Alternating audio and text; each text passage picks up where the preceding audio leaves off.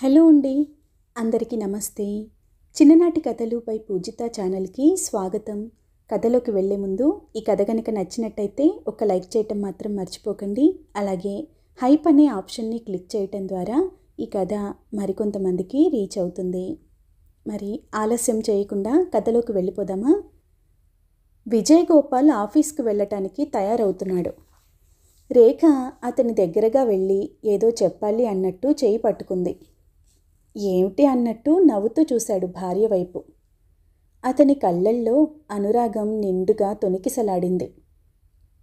మీతో ఒక విషయం చెప్పాలి అంది మెల్లగా. అలా అంటున్నప్పుడు ఆమె చెంపలు సిగ్గుతో ఎర్రగా కుంకుమ దిద్దినట్టు అయ్యాయి. ఏమిటది? ఆమె కళ్ళల్లోకి కొంటెగా చూశాడు.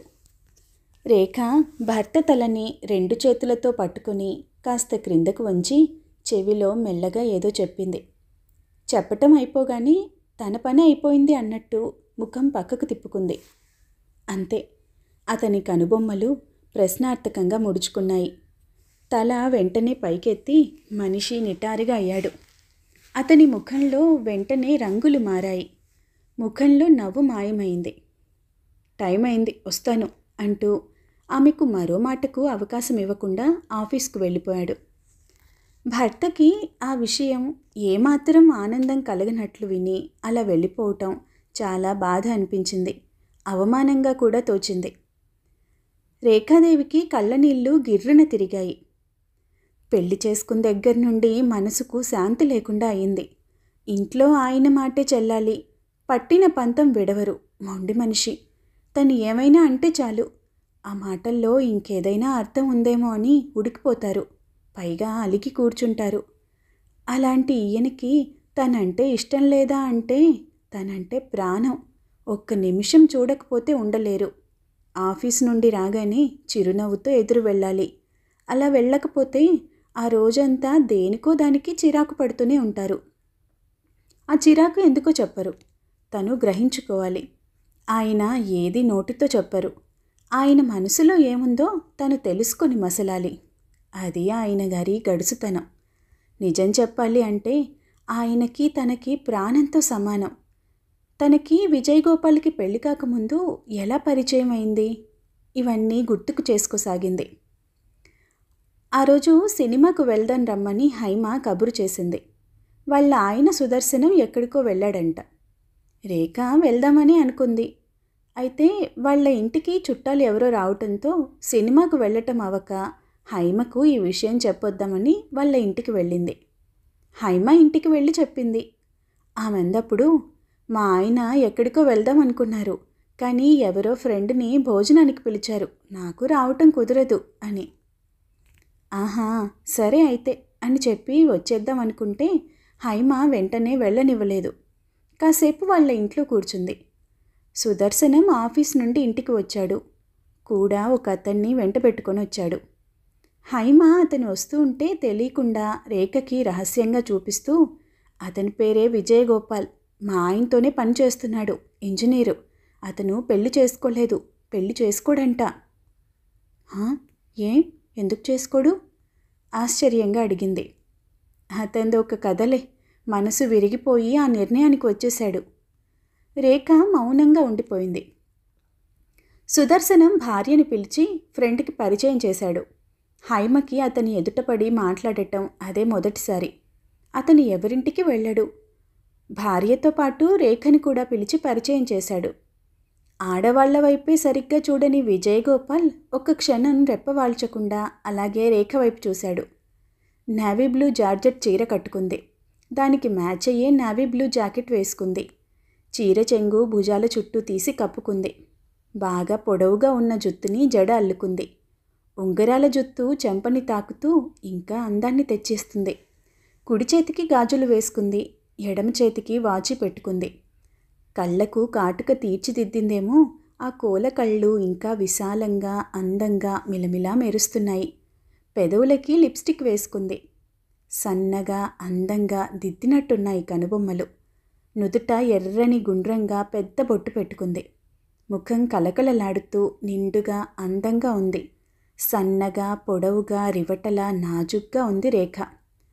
రేఖ చామన ఛాయ అయినా ఎంతో అందంగా, ఆకర్షణీయంగా, చక్కగా బొమ్మలా కనిపించింది.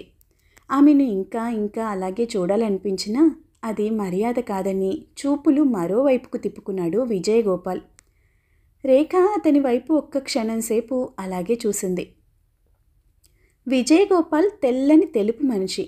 బాగా పొడవుకు తగ్గిన ఒళ్ళుతో చాలా అందంగా ఉన్నాడు.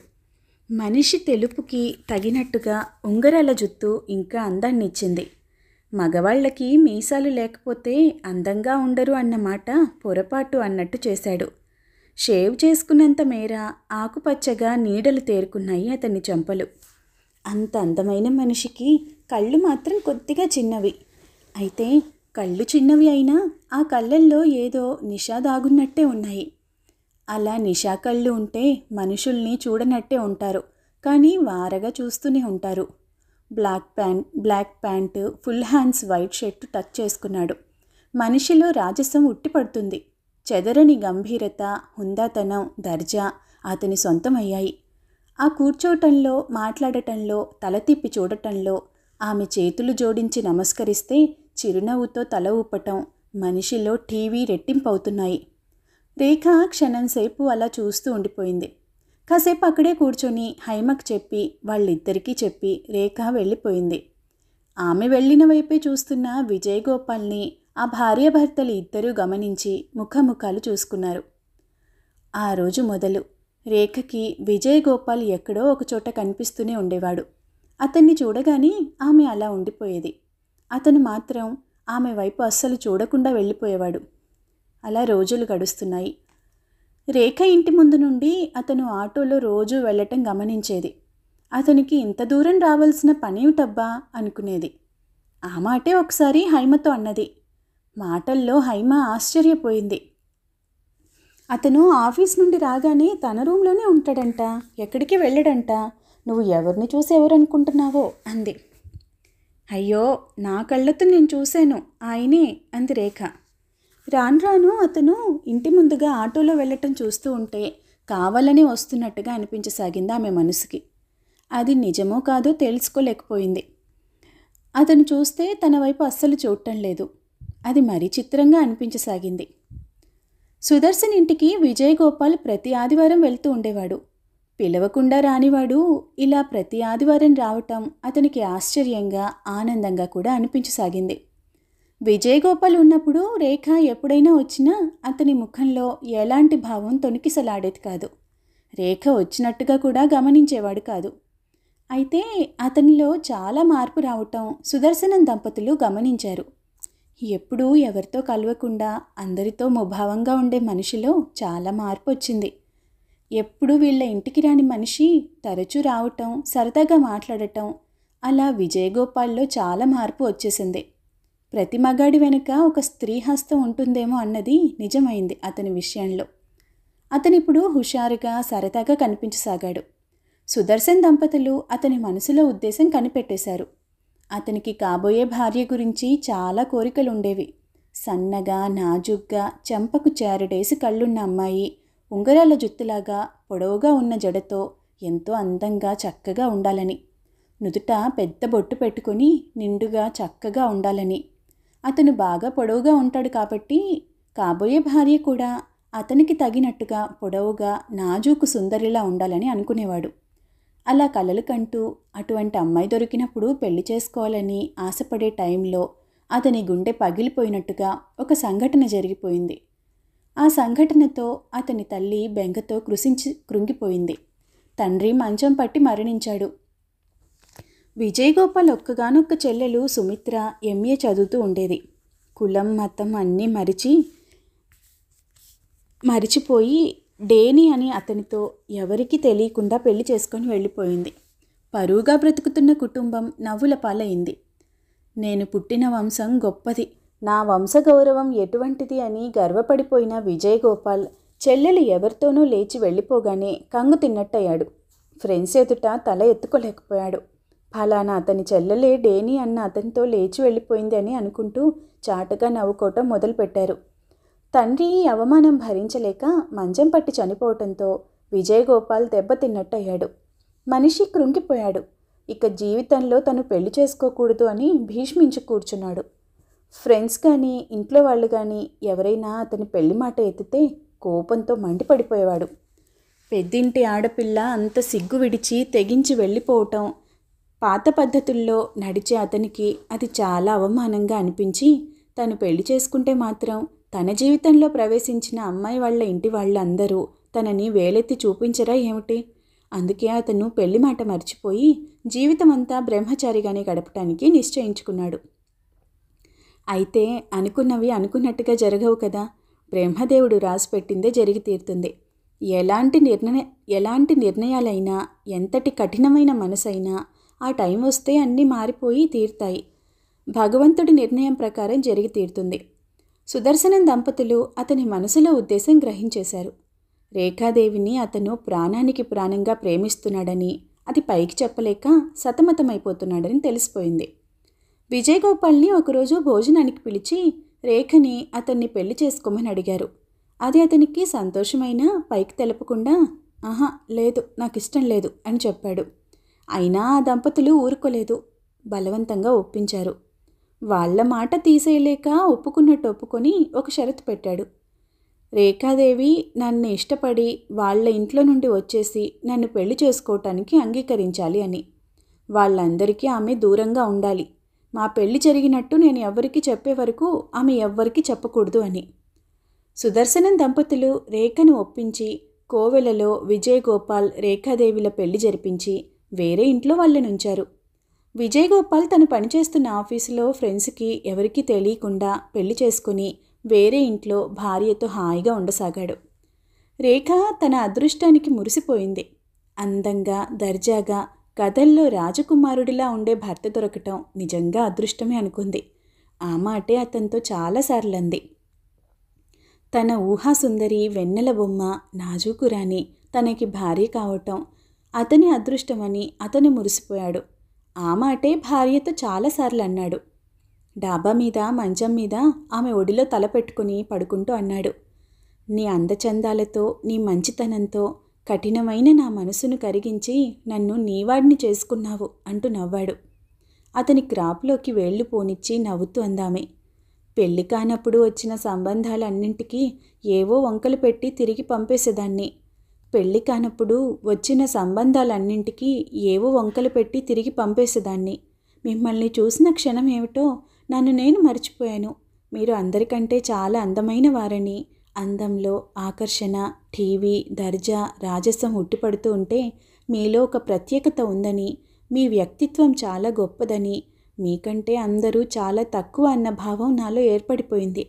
మీరు నన్ను వివాహం చేసుకుంటానని అనగానే నా అదృష్టానికి నేను ఎంత పొంగిపోయానో మాటలతో వర్ణించలేను అంటూ అతని తలపై తన తల ఆంచి మైమరుపుగా అంది. విజయగోపాల్ గుండెల్లో నిండుగా పొంగిపొర్లుతున్న అనురాగంతో అపురూపంగా ఆమెను దగ్గరకు తీసుకున్నాడు.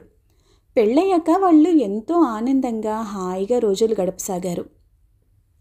అయితే వాళ్ళిద్దరి మనస్తత్వాలు ఒకటి కావటంతో వాళ్ళల్లో వాళ్ళకి అలకలు, కోపాలు, ఉడుకుమొత్తనాలు ఎక్కువైపోయాయి. ఆమె ఎవరి వైపు కన్నెత్తి చూడకూడదు, మాట్లాడకూడదు. అదే విజయగోపాల్ భరించలేడు. అతను ఎవరి వైపు కన్నెత్తి చూడకూడదు, అమ్మాయిలతో మాట్లాడకూడదు. అది రేఖాదేవి భరించలేదు. ప్రేమ, అనురాగం ఉన్న చోట ఈర్ష్యలు, అనుమానం మనిషిలో తలెత్తుతాయి. భార్య అంటే భర్తను గౌరవించాలి, పూజించాలి, అతని మాటకు ఎదురు చెప్పకూడదు అన్న తత్వం అతంది. భర్త ఎంత వీరాధి వీరుడు అయినా, ఎన్ని రాజ్యాలు జయించి చక్రవర్తి అయినా భార్యకు భర్త ఎప్పుడూ లోకువే. కడవంత గుమ్మడి కత్తిపీటకు లొంగే అన్న సామెత ఉండనే ఉంది.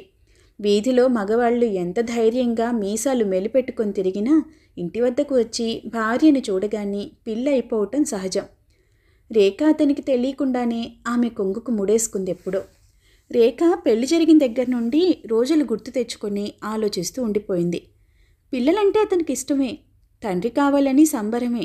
అయితే ఇన్నాళ్ళు పెళ్లి చేసుకోనని చెప్పిన పెద్ద మనిషి గుట్టు చప్పుడు కాకుండా పెళ్లి చేసుకోవటం, పిల్లల తండ్రి కావటం అందరికీ తెలిసిపోతే ఇంకా నవ్వుకుంటారని అతని భయం. రోజులు నెలలు గడుస్తూ ఉన్నా ఆమె వద్ద ఆ విషయం అతను ఎత్తలేదు. ఆమెకి 7వ మాసం వచ్చింది. అయితే విజయ్ గోపాల్ భార్యకి మందులు, పాలు, పండ్లు శ్రద్ధగా టైంకి ఇవ్వసాగాడు. ఆమెను అపురూపంగా చూడసాగాడు. అయినా రేఖ మనసులో ఏదో నిరాశ. ఎందుకు ఈ జీవితం? ఈ రహస్యంగా పడి ఉండటంలో అర్థం ఏమిటి? సుమిత్ర ఏదో వెధవ పని, పరువు తక్కువ పని చేసింది అని ఈయన మనసులో బాధపడి కృంగిపోవటం దానికి శిక్ష. ఒక సరదా లేక, సంతోషం లేక తను అనుభవించటం భర్త ఎంత అపురూపంగా, అనురాగంగా చూసినా లోకులు కాకులతో సమానం. రకరకాలుగా అనుకుంటారు. వాళ్ళ కుటుంబంలో ఎన్ని మచ్చలు ఉన్నా అవి కప్పిపుచ్చి ఎదుటి వాళ్ళని చూసి పళ్ళు ఇకిలిస్తారు. అది వాళ్ళ లేఖితనం అనుకుని సరిపెట్టుకోవాలి. అది ఈయనకు చెప్తే అర్థం కాదు. విజయగోపాల్కి చెల్లెలు సుమిత్ర అంటే పరమ అసహ్యం. ఆ పేరు ఎత్తితే అన్నం దగ్గర నుండి లేచిపోతాడు కూడా. ఈ జీవితం ఇలా ఎన్నాళ్ళు? రేఖ మనసులో బాధపడసాగింది. ఒకరోజు విజయగోపాల్ భార్యతో అన్నాడు, రేఖ, నువ్వు ఈ రోజు నుండి ఎక్కడికి వెళ్ళకు. ఒంట్లో బాగోలేదని గదిలోనే అలా పడుకో అంటూ. అతని మనసులో ఉద్దేశం గ్రహించి రేఖ చెర్రుమంది. ఎందుకని? మీరు తండ్రి కాబోతున్నారు అని అందరికీ తెలిసిపోతుందని భయమా? ఎన్నాళ్ళు దాస్తారు? పుట్టిన బిడ్డని దాయగలరా? వాడు పెరిగి స్కూల్కి వెళ్తుంటే దాయగలరా? ఇలా ఎన్నాళ్ళని మీరు అనుకుంటున్నారు? మీరు ఇంకా పెళ్లి చేసుకోలేదనే అందరూ అనుకుంటున్నారు అని. పిల్లి కళ్ళు మూసుకొని పాలు త్రాగితే లోకమంతా కళ్ళు మూసుకుంటుందా? మన పెళ్లి జరిగిపోయిందని, విజయగోపాల్ భార్యను నేను అని అందరికీ తెలిసిపోయింది. ఇంకా దాస్తే ఉన్న పరువు కూడా పోతుంది అంటూ కోపంగా అంది. భార్య తనని అంత సూటిగా అడిగేసరికి అతను ఉడికిపోయాడు. ఆ తర్వాత అలకు వచ్చేసింది. ఆ పైన భోజనం మానేసి ఆకలి లేదంటూ పడుకుండిపోయాడు. విజయగోపాల్కి ఆఫీసులో మనసేమీ బాగుండక త్వరగా ఇంటికి వచ్చేశాడు. అతను భోజనం చేయకపోతే రేఖ కూడా భోజనం మానేస్తుందని తెలుసు. ఆమె బాధపడితే తను చూడలేడు. అందుకే త్వరగా ఇంటికి వెళ్దామా అన్నాడు. ఆమె కోపం పోగొట్టాలన్న ఉద్దేశంతో. రేఖ ఆ మాటలకి కాస్త మెత్తబడి అలాగే అన్నట్టు నవ్వుతూ తల ఊపింది. ఏ సినిమాకు అడిగింది. జగదాంబలో మంచి ఇంగ్లీషు సినిమా వేస్తున్నారు, బాగుందంట, దానికి వెళ్దాం, తయారవ్వు అన్నాడు. స్కూటర్ మీద వెళ్దామా అంది. భర్తతో స్కూటర్ మీద వెళ్ళటం ఆమెకు చాలా ఇష్టం. అతని నడుం పట్టుకొని కూర్చోవచ్చు. చక్కగా అందరూ అలా వెళ్ళటం చూస్తూ ఉంటుంది తను. కారులో వెళ్దాం, స్కూటర్ మీద వెళ్తే అందరికీ కనపడిపోతాము, కారులో వెళ్తే సరిగ్గా తెలీదు అన్నాడు. చిత్రంగా మాట్లాడతారు. కారులో వెళ్తే మనని ఎవరు చూడరు. అది కాక డ్రైవర్ ఇప్పుడు వస్తాడేమిటి? జగదాంబలో కారు పెట్టడానికి ప్లేస్ కూడా ఉండదు, స్కూటర్ మీద వెళ్దామండి అంది గారంగా. డ్రైవర్ ఎందుకు? నేను డ్రైవ్ చేస్తానుగా, కారులో వెళ్దాం పదా అన్నాడు. రేఖకి ఒళ్ళు మండిపోయింది. నేను స్కూటర్ మీద అయితే వస్తాను, లేకపోతే రాను అంది మహా మొండిగా, పెంకిగా. అయితే నిన్ను సినిమాకి తీసుకువెళ్ళను, పో బయటికి అంటూ కోపంగా కసిరి పారేశాడు. రేఖకి భర్త అలా కసరగానే గొప్ప అవమానం అయిపోయి దుఃఖం ముంచుకు వచ్చేసింది. మీకెందుకు అంత దొంగ భయం? నన్ను ఎత్తుకొచ్చి పెళ్లి చేసుకున్నారా అడిగింది కోపంగా, ఉక్రోషంగా. నిన్ను ఎత్తుకువచ్చి పెళ్లి చేసుకునేదాకా నాకేం కర్మ? నువ్వేమంత పెద్ద అందగత్తెం అనుకుంటున్నావా అన్నాడు అతను ఉడికిపోయి కోపంగా. భర్త మాటలకి మరీ ఉడికిపోయింది రేఖ. తను అందరిలో ఎంతో అందగత్తెనని పేరు తెచ్చుకుంది. ఈయన తనని కోరి కోరి పెళ్లి చేసుకున్నారు. కానీ ఇప్పుడు ఇలా అంటారా? అందుకే పాపం నా ఇంటి చుట్టూ 10 సార్లు తిరిగి తిరిగి కోరి కోరి పెళ్లి చేసుకున్నారు అంది మహా కోపంగా, ఉక్రోషంగా. ఆమెకి దుఃఖం పొంగి పొంగి వచ్చేస్తుంది. నువ్వా నేనా? నువ్వే నా వెంట పడ్డావు. నిన్ను సుదర్శనం ఇంటికి వెళ్ళటం గమనించి నువ్వు ఆ టైంకి రావటం మొదలుపెట్టావు అన్నాడు అతను ఇంకా ఉడికిపోతూ. మీరే నా వెంట పడి పెళ్లి చేసుకున్నారు అంది కన్నీళ్లతో. నువ్వే నా వెంట పడ్డావు అన్నాడు అతను ఉడికిపోతూ. వంకాయ వేషాలు అంది నోట్లో గొనుక్కుంటూ. ఏమన్నావు అడిగాడు. ఏమనలేదు అంది మూతి బిగిస్తూ. దొంగ ముఖం, దొంగ కళ్ళు, దొంగ చూపులు, దొరకడి మనిషి అంది. కొన్ని మాటలు పైకంటూ కొన్ని మాటలు మింగేస్తూ వినిపించినా వినిపించినట్టే ఉండిపోయాడు విజయ్ గోపాల్. రేఖాదేవికి కొడుకు పుట్టాడు. బాబు తెల్లగా, ఆరోగ్యంగా, అందంగా, ముద్దులు మూటగడుతూ ఉన్నాడు. బాబును చూస్తూనే అతను అన్ని బాధలు మర్చిపోయాడు. పితృగర్వంతో పొంగిపోయాడు విజయ్ గోపాల్. తమ అనురాగ దాంపత్యానికి తీపి గుర్తుగా పుట్టిన బాబు ఈ బాబు. తన రక్తాన్ని పంచుకొని పుట్టాడు. తన ప్రతిరూపం అనుకుంటూ బాబును అపురూపంగా గుండెలకు అదుముకున్నాడు.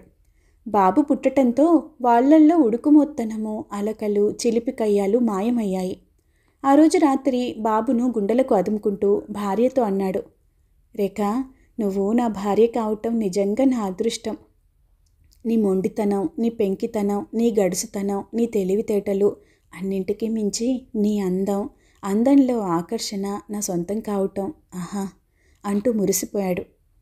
అదేం కాదు, మీరంటే నాకు ప్రాణం. మీ అందం, మీ దర్జా, ఎవరికీ తల వంచని వ్యక్తిత్వం నాకు ఎంతో ఇష్టం అంది గర్వంగా నవ్వుతూ. నీ అందమైన కోల కళ్ళంటే నాకు మరీ మరీ ఇష్టం అన్నాడు కొంటెగా ఆమె కళ్ళల్లోకి చూస్తూ. మీ నిషా కళ్ళంటే నాకు మరీ ఇష్టం అంది అతని గుండెల మీద తల ఆంచుకుంటూ. బాబు నా మాట మర్చిపోయారా అన్నట్టు ఏడవటం మొదలుపెట్టాడు. ఇద్దరూ బాబుని అపురూపంగా ఊరుకోబెట్టి బాబుకి ముద్దుల వర్షం కురిపించారు. మన కలల రూపం, మన అనురాగాల పంట, మన ఇంటికి బాబు అందాల దీపం అనుకున్నారు ఆ దంపతులు మురిసిపోతూ. ఇదండి ఇవాల్టి కథ. మళ్ళీ మరొక మంచి కథతో కలుసుకుందాం. అంతవరకు సెలవు. ధన్యవాదాలు.